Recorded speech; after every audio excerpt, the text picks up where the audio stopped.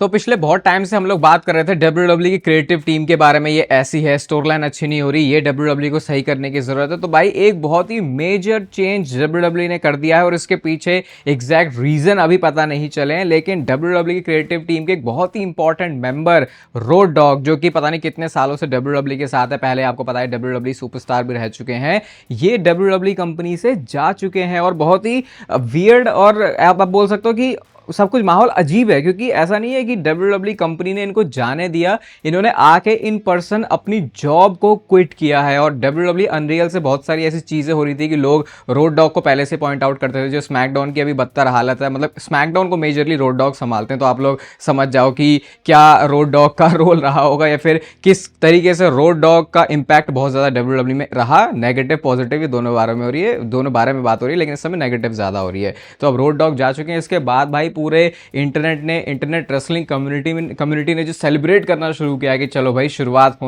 हो चुकी है क्रिएटिव लोगों को हटाने की। रोड डॉग जा चुके हैं लोग, इसके बाद अब माइकल हेस की बात कर रहे हैं लोग, इसके बाद अब ब्रूस प्रिचर्ड की बात कर रहे हैं कि इनको भी जाना चाहिए। और इसके बाद जो अलेक्जेंड्रा विलियम्स हैं, जिनको आपने अनरियल में देखा ही होगा, लोग वैसे फीमेल लोगों को अभी भी WWE में काम करने के अगेंस्ट रहते हैं, क्योंकि WWE का कल्चर बहुत सालों से ऐसा रहा है। और स्पेसिफिक यहाँ पे ये रेवोल्यूशन एवोल्यूशन जो उन्होंने शो किया था, वो भी काफ़ी हद तक बताता था कि बैक स्टेज WWE माहौल किस तरीके का था। तो अब वो जो है वाइस प्रेसिडेंट बन चुकी हैं और लीड राइटर भी वो हैं मंडे नाइट रॉ की। तो ये अभी WWE में चेंज आया है। अब इसके पीछे की डिटेल्स आनी बाकी है, जो कि डेफिनेटली बहुत इंटरेस्टिंग होने वाली है, क्योंकि सबसे ज़्यादा आप बोल सकते हो मैच अगर पिछले कुछ सालों में रेसलमेनिया के मैच कार्ड के लिए क्रिएट हुआ है तो वो इसी साल का है। और इसी टाइम पे क्रिएटिव WWE के इंपॉर्टेंट बंदे का जाना, पता नहीं क्या पता बैक स्टेज कुछ भसड़ हुई हो, मैं भी हम अभी तो फिलहाल सिर्फ स्पेकुलेट ही कर सकते हैं। पर लेट्स सी आने वाले टाइम में क्या पता चलता है कि रोड डॉग के जाने का रीज़न क्या था और अब उनके जाने से क्या हमको चेंजेस दिखते हैं WWE के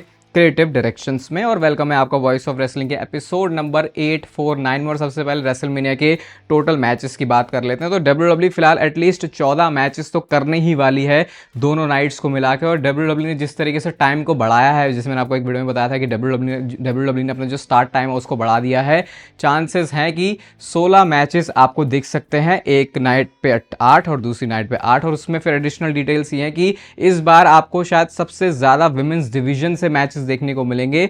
5 तो ऑलमोस्ट WWE ने लॉक कर लिए हैं और छठा मैच भी WWE कर लेगी, ऐसा एक्सपेक्टेड है, ये रिपोर्ट किया है रेसल वोट्स ने। तो आप बोल सकते हो कि अब 8-8 16 मैचेस, तो उसमें से जो 6 मैचेस हैं वो विमेंस डिवीजन से होने वाले हैं, जो कि अच्छी बात भी है, एट द सेम टाइम बुरी बात भी है। यहाँ पे मैं तो कह रहा हूँ मैटर नहीं करता कि वो महिलाओं का मैच है या फिर मर्दों का मैच है, अगर स्टोरी लाइन में इंटरेस्ट आ जाता है भाई तो चलो पीक वाली चीज़ तो आप हटा दो, जैसे रोमन वर्सेस पंक या फिर अनडिस्प्यूटेड चैंपियनशिप के साथ क्या होने वाला है, वहाँ पे आप कंपैरिजन नहीं कर सकते बाकी जो चीज़ें चल रही है। और यहाँ पे बात ये नहीं हो जाती कि ये मर्दों की बात हो रही है या फिर ये औरतों की बात हो रही है, ये बात हो रही है कि इन जनरल लोग ज़्यादा इंटरेस्ट लेते हैं इसी चीज़ में। जैसे फिर ये वही बात आ गई कि आप रिया रिप्ली और ब्रॉक लेसनर को कंपेयर कर रहे हो, तो देखते हैं वो जो 6 मैचेस है WWE उसको भी किस तरीके से फाइनलाइज करती है। बाकी मोस्टली तो मैचेस हमको देख ही रहे हैं कि WWE क्या करेगी इस साल की रेसलमेनिया में। तो 8-8 मैचेस के लिए रेडी हो जाओ। आई होप भाई WWE एंड तक आते आते जो अपने मैचेस है उसको सही कर दे, और उसके लिए जो कल का दिन है वो भी बहुत इंपॉर्टेंट होने वाला है, उसके बारे में थोड़ी देर में बात करेंगे। बट नेक्स्ट बात करते हैं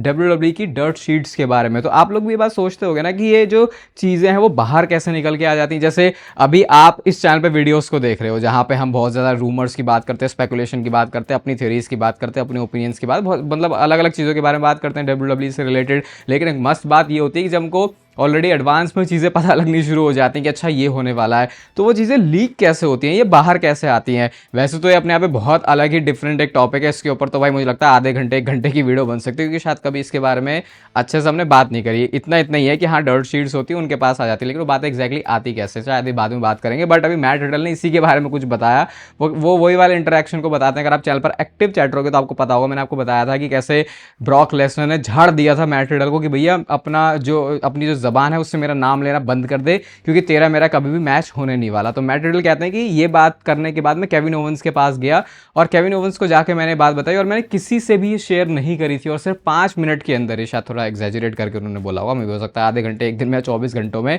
मैट रिडल देखते हैं कि डर्ट शीट्स पर वही सारी बातें हैं जो कि ब्रॉक लेसनर और मैट रिडल के बीच में हुई थी। लोग कह रहे हैं कि वो केविन ओवेंस स्नीक है क्या, केविन ओवेंस जो सारी स्टोरीज है उसको बाहर के लिए लीक करता है। ऑब्वियसली इस वाली स्टोरी से तो यही लग रहा है, मतलब ये नहीं कहना चाह रहे लोग, मतलब मैटेरियल का कहना ये नहीं है, या इस बात का मतलब ये नहीं कि केविन ओवन से सारी स्टोरीज बाहर लेके आते हैं कि मेन इवेंट कौन सा होगा, लेकिन ऐसे ही चीज़ें बाहर आ जाती है। और कई बार जैसे लोग केविन ओवंस की बात करें, में भी हो सकता है केविन ओवंस का इसमें लेना देना ही ना हो, कई डब्ल्यूडब्ल्यू में भी ऐसे लोग हैं बैक स्टेज जो कि डब्ल्यूडब्ल्यू को भी नहीं पता अच्छे तरीके से, लेकिन वो जो भी चीज़ें चल रही होती हैं ऑनगोइंग्स, वहाँ से चीज़ें उठाते हैं और उसके बाद फिर वो डर्ट शीट्स को जाके पुश करते हैं और ये ऐसे करके पैसे कमाते हैं। तो ये पूरा एक धंधा है वहाँ पे, बिजनेस ही है, क्योंकि उसके बाद फिर जब वो आउटलेट्स तक जाता है तो फिर भाई वहाँ पे भी एड्स हैं, तो फिर उसका भी उनको फ़ायदा हो जाता है। तो इस तरीके से पूरी डब्ल्यूडब्ल्यू की इंडस्ट्री चलती है। और अगर आपको ऐसा लग रहा है कि डब्ल्यूडब्ल्यू इसके अगेंस्ट है, तो डब्ल्यूडब्ल्यू को ये चीज़ अच्छी लगती है। इवन कई मौके पर वो करवाते हैं खुद ऐसा कि ये चीज़ होनी चाहिए। वो अगेन कभी डिफरेंट टॉपिक होगा, एक डेडिकेटेड करेंगे इसके बारे में बात, तो मे बी और फिर हम डिटेल में जा सकते हैं।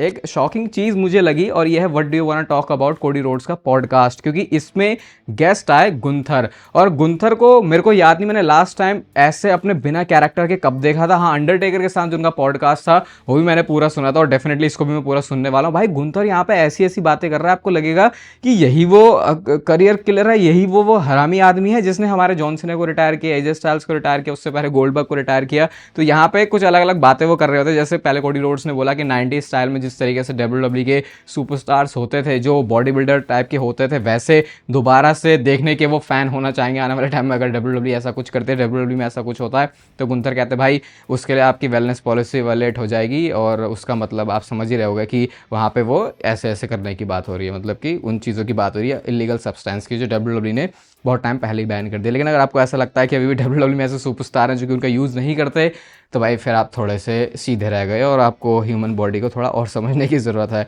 फिर उसके बाद यहाँ पे गुंथर से उन्होंने पूछा कि तुम अपने आप को क्या मानते हो कि तुम ग्रेटेस्ट रेसलर हो ऑन अर्थ। मतलब उन्होंने बोल दिया कि तुम इंडी की भी बात कर लो, दूसरे प्रमोशन की भी बात कर लो, AEW की भी बात कर, AEW नाम नहीं लिया उन्होंने, मतलब उन्होंने बाकी मेजर कंपनी जैसे करके बोला था, मेजर कंपनीज भी नहीं बोला था उन्होंने, जैसे ये बोला था कि बाकी दूसरी और जगहों पर भी। तो गुंथर भाई वैसे तो बंदा जो उसका नहीं होता वो उसका भी क्रेडिट लेता है। यहाँ पे गुंथर ने बोला कि ये तो बोलना मुश्किल हो जाएगा लेकिन definitely I am one of them, ऐसे करके उन्होंने बोला। तो ये इतना हम्बल नेचर जो गुंथर का है, जो हमने कभी भी टीवी पर नहीं देखा, वो इस पॉडकास्ट में था। और उन्होंने रोमन रेंज के बारे में बोला, मतलब तारीफ ना करते हुए भी तारीफ कर दी कि जब वो लीडर ऑफ द कंपनी वाले स्पॉट में आएंगे, जैसे अभी रोमन रेंज है, तो भी वो इस लेवल के जो मैचेस हैं वो डिलीवर करना पसंद कर देंगे। ब्रॉन ब्रेकर, ओबा फेमी, इनके साथ मैचेस की गुंथर बात करते हैं। तो यहाँ पर उनका कैरेक्टर बिल्कुल ही अलग था। अभी आने वाली वीडियोस में भी हम बात करेंगे इसके बारे में। और हाँ, सारी ही एक पॉडकास्ट के बारे में इसलिए बात नहीं करते क्योंकि मुझे भी ऐसे देना होता है चीज़ें आपको परोस के कि मज़ा आए। जिसको लेना देना ही नहीं है गुंथर और कोडी रोड्स के बीच में क्या बातें हो रही हैं, तो फिर उसके लिए वो वीडियो वेस्ट हो जाती है। ठीक है, तो ये बात रहती है यहाँ पे। अब एक किसी ने क्या मस्त ग्राफिक बनाया है और यहाँ पे आप देख सकते हो भाई क्या कंपैरिजन किया है गॉडजिला और ब्रॉक लेसनर को, और ये तो बिल्कुल सेम भी लग रहे हैं। अगर आप बहाल देखोगे जिस तरीके से ब्रॉक लेसनर के जा रहे हैं, और भाई बॉडी वॉडी तो तगड़ी है ही फिर ब्रॉक लेसनर की, वो तो अल्फा मेल है ही हमारी इस दुनिया का। तो ये किसी ने बड़ा सही सा कंपैरिजन किया। कुछ ऐड करने के लिए नहीं है इसमें, लेकिन हाँ कुछ लगा सही देख के कि क्या सिमिलैरिटी ढूंढी है ब्रॉक लेसनर और गॉडजिला की। बहुत देर के लिए तो भाई मैं अपने दिमाग से ही क्वेश्चन करने लग गया कि भाई मेरी मेमोरी कैसी है, मुझे ये याद क्यों नहीं कि ये कब हुआ। तो डब्ल्यूडब्ल्यू ने एक वीडियो पोस्ट की है जो कि सीएम पंक के पाइप बॉम्ब की है, और उसके बाद उसी पाइप बॉम्ब को उन्हीं कपड़ों के साथ ऑलमोस्ट उसी उनकी अपीयरेंस के साथ दोबारा से रिक्रिएट किया गया है, जहां पे हाइप किया जा रहा है रोमन रेंस और सीएम पंक के मैच को। मैं कह रहा हूं भाई ऐसा कब कर दिया सीएम पंक ने, वो कब आके बैठ गया, कब उसने माइक पे बोल दिया। लेकिन शायद ये देख के ऐसा लग रहा है कि डब्ल्यूडब्ल्यू का एक प्रमोशनल मटेरियल है, मे बी हो सकता है ये उनके गेम के लिए भी हो, डब्ल्यूडब्ल्यू 2K वाला जो 26 वाला जो गेम आ रहा है उससे रिलेटेड। तो उसमें एक लाइन होती है सीएम पंक के पाइप बॉम्ब की, तो जहां पे सीएम पंक बोलते हैं कि I was a Paul Heyman guy and you know who else, कौन था और पॉल हेमन गाय। उस टाइम सीएम पंक ने क्या बोला था पाइप बॉम्ब में, वो आप मुझे कमेंट करके बताना। लेकिन अभी सीएम पंक ने बोला कि वो नाम है रोमन रेंस का। तो बहुत ही मस्त ऐसे ट्रांजिशन करके इन्होंने अच्छी सी क्लिप डाली है। बाकी इसमें कैप्शन वगैरह कुछ नहीं है, तो मैं ज्यूम कर रहा हूँ कि ये इनके मैच को भी हाइप करने के लिए है और ये 2K26 के लिए भी। लेकिन थोड़ी देर के लिए मैं ये सोच रहा कि भाई ऐसा कौन सा रॉ का एपिसोड है जो मैंने मिस कर दिया और मैंने इस चीज़ को ही नहीं देखा, जहाँ पे सीएम पंक ने अपना जो पाइप बॉम्ब है उसको रिक्रिएट किया है। कल की स्मैकडाउन भाई बहुत ज़्यादा इंपॉर्टेंट होने वाले, क्योंकि कल होने वाला अनडिस्प्यूटेड चैंपियनशिप के लिए match Drew McIntyre versus Cody Rhodes के बीच में। और मेरे को सही में याद नहीं आ रहा है कि लास्ट टाइम इतना ज़्यादा स्मैकडाउन के लिए एक्साइटमेंट कब हुई थी। हाँ वो हुई थी इससे पहले, वो एक ही चीज़ के लिए हुई थी, वैसे ऐसा नहीं कि पूरे शो के लिए हम एक्साइटेड हो रहे हैं बहुत ज़्यादा। जब ड्रू मैकिंटायर और कोडी रोड्स का मैच था और वहाँ पे उस मैच से पहले रिपोर्ट्स आनी शुरू हो गई थी कि शायद टाइटल चेंज हो सकता है ये रोमन वर्सेस कोडी का जो मैच है उसको अवॉइड करने के लिए। बाकी रैंडी ऑर्टन भी कल शो पर होंगे, तो वही है, अब ये रोड टू रेसलमेनिया में है, तो WWE अब कोशिशें कर रही है अपने शोज़ को अच्छा बनाने के लिए। एक रिपोर्ट ये भी आई थी कि WWE ने अपने प्रोडक्ट को इंप्रूव करने के लिए अब जो पूरी कमर है उसको कस लिया और इस बात को वो एक्नॉलेज कर रहे हैं कि हाँ हमारे जो शोज़ हैं वो अच्छे नहीं जा रहे हैं। तो देखते हैं कल स्मैकडाउन के रिव्यू के साथ हम ये बोलते हैं कि ड्रू मैकिंटायर ने अपनी चैंपियनशिप को रिटेन कर लिया है या फिर भर भर के काफ़ी कुछ होगा हमारे पास कल के स्मैकडाउन में रिव्यू में कहने के लिए। कुछ दिन पहले मैंने आपको रिया रिप्ली और जेड कारगिल के बारे में बताया था कि जेड कारगिल ने रिया रिप्ली के बारे में ऐसा बोल दिया कि तू क्रिएटिव लोगों के पास जाके घंटों घंटों बात करती है अपनी अच्छी क्रिएटिव बुकिंग के लिए। मतलब ये एग्जैक्टली नहीं, ऐसा ही कहने उनका मतलब था। अब पता ये चला, मैंने उसके बाद आपको बोला था ना कि ये रियल हीट वाली सिचुएशन हो गई है। तो अब मेल्जर चिचा का इसके ऊपर ये कहना है कि WWE ने ये सब कुछ स्क्रिप्टेड ही किया था, किसी ने अपना कैरेक्टर ब्रेक नहीं किया, किसी ने फोर्थ वॉल को ब्रेक नहीं किया, किसी ने लिमिट्स को क्रॉस नहीं किया है। WWE ने ही सोशल मीडिया पे ऐसे स्टार्ट किया ताकि जो ये रिया रिप्ली और जेड कार्गिल की फ्यूड है इसमें थोड़ा अच्छे से तड़का मारा जा सके। और भाई मतलब ये तो WWE की इस वाले स्टेप की दाद देनी पड़ेगी। कई बार मैं भी कंफ्यूज हो जाता हूँ, सही बताऊँ तो आपको वीडियोस में बताते हुए कि क्या मुझे ये बात ऐसे बतानी चाहिए या मुझे बतानी ही नहीं चाहिए कि इनके बीच में क्या हो रहा है, या मुझे ये बात बतानी चाहिए कि ये स्टोरी का पार्ट था या फिर नहीं। क्योंकि भाई फिर वही है कि आप जैसे जिस नज़रिए से उसे देखोगे, जैसे उसे फील करना चाहोगे, फिर आप वैसे उसको देखते हो। लेकिन फिर वही है, ऑडियंस का पर्सपेक्टिव भी अलग होता है। कोई चाहता है कि मुझे ये चीज़ पता हो, कोई चाहता है कि भाई मैं डम बना रहा हूँ और मुझे चीज़ें ना पता हो ताकि फिर मैं उस प्रोडक्ट को वैसे देखूँ। किसी को प्रोडक्ट को देखने में मज़ा आता है एनालिस्ट की तरीके से कि वो देखे, जज करे, वो अपने दिमाग में सोचे कि अगर इस चीज़ को ऐसे करते तो फिर कैसा होता। क्योंकि कई लोगों को, सही बताऊँ, ऐसे भी हैं, मतलब मेरे इंटरेक्शन होते हैं डीएम में, कि जिनको इस बात से ज़्यादा फर्क ही नहीं पड़ता कि स्टोरी अच्छी चल रही है बेकार चल रही है, वो उसमें अपने ओपिनियन ज़्यादा देना पसंद करते हैं। मतलब एज क्रिएटर मैं भी इतना, मुझे नहीं लगता कि इतना ऐसे तरीके से सोचता हूँ। मेरे तो काफ़ी अलग अलग हैं नज़रिया इसको देखने का। कभी मेरा कोई मोड एक्टिवेट हो जाता है, कभी कोई। लेकिन हाँ ये भी है कि WWE ने पूरा जो किया जेड कारगिल और रिया रिप्ली वाला, ये मेल्जर के अकॉर्डिंग एक स्क्रिप्ट का ही पार्ट था, किसी ने लिमिट्स को क्रॉस नहीं किया है। ये बात तो अब तक सबको क्लियर हो गई है कि ट्रिपल एच के फेवरेट बंदों में से नहीं है एले नाइट। क्योंकि अगर वो थोड़ा भी फेवरेट होता तो आज तक एले नाइट के पास अब तक या तो वर्ल्ड चैंपियनशिप आ गई होती है, फिर ट्रिपल एच के कंट्रोल में आने के बाद से जो बुकिंग है एले नाइट की वो अच्छी होती। तो अभी एक पॉडकास्ट में आए थे वो, कोच कॉर्नर करके पॉडकास्ट है, द कोच कॉर्नर। यहाँ पे भाई एले नाइट के चेहरे पर नजर आ रहा है कि जैसे वो बताना चाह रहे हैं। उनसे पूछा कि भाई तुम्हारे लिए रेसलमेनिया में क्या प्लान्स है, ये बोलने से पहले ही एले नाइट ने बोल दिया जितना तुम्हें पता है उतना ही मुझे पता है। फिर उस बात को कवर करने के लिए वो ऐसे बोलते हैं कि ताकि वो बहुत ज़्यादा ऐसे ना साउंड करें कि भाई वो WWE के अगेंस्ट हैं। वो ऐसे करते हैं कि रेसलिंग ऐसे ही होती है, आपको पता नहीं होता। फिर उसके बाद ये बोलते हैं कि मुझे एग्जैक्टली पता नहीं है,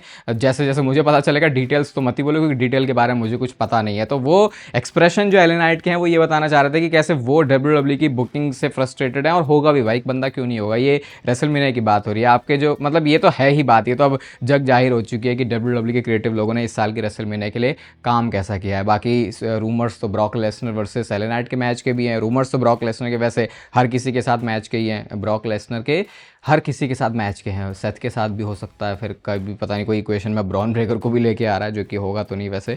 बाकी तो पॉल हेमन भी उड़ गया है। तो देखते हैं एले नाइट के लिए अब होता क्या है, कितना टाइम WWE इसमें अब लेने वाली है। रेसलमेनिया पास आ गई है, ये तो थोड़ी बात समझ के बाहर ही है। द पिवट पॉडकास्ट में आते हैं सेथ रॉलिंस, नाम बड़ा सही रखा है आज के, अगर मॉडर्न टाइम की रेसलिंग के हिसाब से देखें पिवट, क्योंकि पिवट बहुत होते हैं आजकल की रेसलिंग में, वैसे पहले से हो रहे थे, अब शायद ज़्यादा पता हमको चलने लग गए हैं। तो सेथ रॉलिंस ने शील्ड के बारे में बात करी और क्या बोलूँगा आर्टिस्टिक वे में सेथ रॉलिंस ने इस पूरी चीज़ को नरेट किया है कि क्या शील्ड का इम्पैक्ट रहा है। जैसे एक होता है कि सिर्फ तारीफ कर देना शील्ड की, उन्होंने बोला कि कैसे 2014 में WWE पूरे नीचे जा रही थी और सही में WWE नीचे ही जा रही थी। उस टाइम पे विंस मैकमैन को लेके बोल रहे थे कि भाई ये बूढ़ा हो गया। वो आई थिंक पीक टाइम था जब लोगों को लगा था कि विंस को चले जाना चाहिए, लेकिन उसके बाद विंस ने कंटिन्यू किया तो लोगों को समझ में आ गया कि भाई विंस कभी नहीं जाने वाला। वो तो कांड होने की वजह से फिर उनको जाना ही पड़ा। तो उस समय लाइव अटेंडेंस भी नीचे जा रही थी, हाउस शोज भी WWE के अच्छे नहीं जा रहे थे, उनकी रेटिंग्स भी नीचे जा रही थी, अटेंडेंस भी नहीं मिल रही थी, WWE की मर्चेंडाइज भी कोई ऐसी बढ़िया नहीं हो रही थी। WWE को वहाँ से एक कुछ ऐसा करना था जिससे वो ऊपर डायरेक्शन में दोबारा जाना स्टार्ट हो।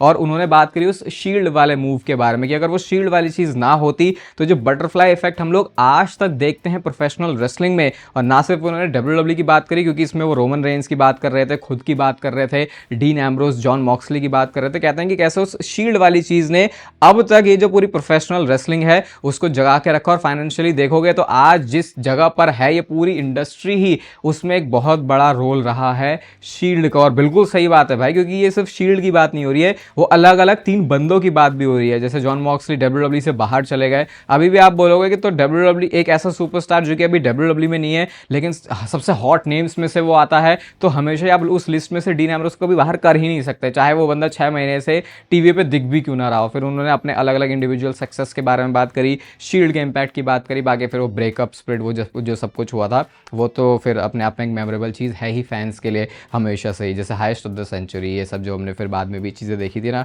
तो इस बारे में सेथ रॉलिंस ने बात करी कितनी अपने आप में बड़ी चीज़ थी। और शायद बहुत ज़्यादा सच बात है ये, क्योंकि मे भी हो सकता है आप में से भी हम लोग जो डब्ल्यूडब्ल्यूई देख रहे हैं, पता नहीं क्यों, हो सकता था बहुत सारे लोग कभी देखते ही ना, हो सकता है लोग देखनी छोड़ देते, लेकिन उस शील्ड का इम्पैक्ट बहुत ज़्यादा रहा, इसीलिए लोग अभी भी सोचते हैं कि क्या वो दिन आएगा कभी जब शील्ड दोबारा से डब्ल्यूडब्ल्यूई में आएगी। पर्सनली मुझे लगता है कि वो दिन आएगा ज़रूर, टाइम लग सकता है लेकिन आएगा। कल परसों वाली वीडियो में मैंने आपको बताया था ना कि ट्रिपल एच ने एक ट्वीट किया रोमन रेंस और ये सीएम पंक की मैच वाले ग्राफिक का, उसको डिलीट कर दिया। अब उस वाले ग्राफिक को दोबारा डाला जा चुका है, लेकिन आप इस वाले ट्वीट को देखो जहां पे कैप्शन है triple H deleted tweet after 10 seconds, और भाई 10,000 इस पे लाइक्स हो चुके हैं। और यहाँ पे फिर ये रैंडी ऑर्टन और कोडी रोड्स का मैच है, the Viper versus American Nightmare, और यहाँ पे अनडिस्प्यूटेड चैंपियनशिप की बात हो रही है। तो क्या ट्रिपल एच ने इस चीज़ को लीक कर दिया है? भाई ट्रिपल एच ने देखो, वो ब्लेम तो उनके ऊपर आ ही रहा है चीज़ों का, जो कि आना भी चाहिए, लेकिन उससे ज़्यादा ही अब लोगों ने उनको ट्रॉल करना शुरू कर दिया, क्योंकि ट्रिपल एच ने कभी इस फोटो को ना पोस्ट किया है और ना उन्होंने इसको डिलीट किया है। तो इस बात में देखो कोई सच्चाई नहीं है, लेकिन